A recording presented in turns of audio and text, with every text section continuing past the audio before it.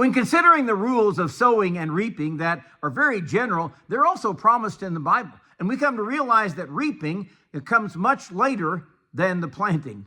Good morning. This is Pastor Ernie Lewis of the Blue Point Church in Sisney, Illinois, with your thoughts from God's Word for Thursday.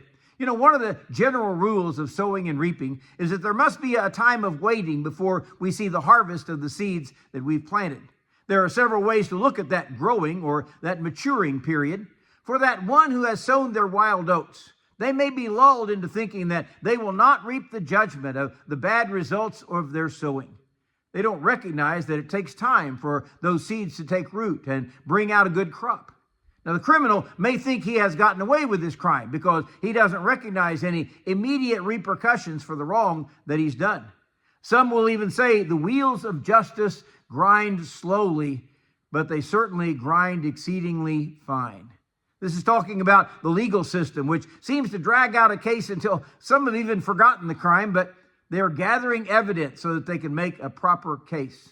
We must also realize this rule of waiting to reap on the good side of man's behavior. He says in Galatians chapter 6 and verse 9, "And let us not be weary in well-doing, for in due season we shall reap, if we faint not." You know, many may serve the Lord faithfully for many years and feel like no one has ever noticed.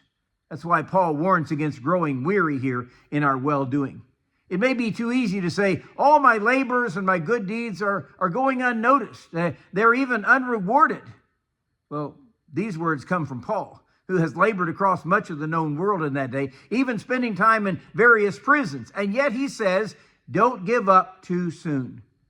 We will not always see the fruit of our labors or the crop from the seeds which we have sown. If this farmer should get discouraged during the growing season, he would certainly be pleasantly surprised when his crops do emerge and they grow and they produce a harvest. Paul is reminding the churches of Galatia here that there is a law of sowing and reaping that tells us the harvest will come much later after the sowing has been done. So when we have sown those wild oats or done those deeds that we fear may bring disastrous results, don't be fooled when judgment doesn't come quickly.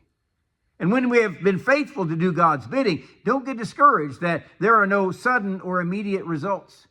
Paul also says in 1 Corinthians chapter 15 and verse 8, "Therefore, my beloved brethren, be steadfast, immovable, always abounding in the work of the Lord, knowing that your labor is not in vain in the Lord."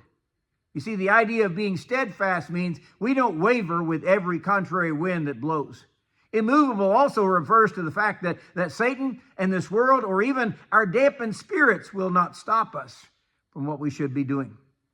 But instead, he calls for us to be always abounding or even thriving in God's service, because we know that rule of sowing and reaping assures us that in due season we will reap if we faint not. Don't let the damper of delay hinder us from doing what God has called us to do for His glory.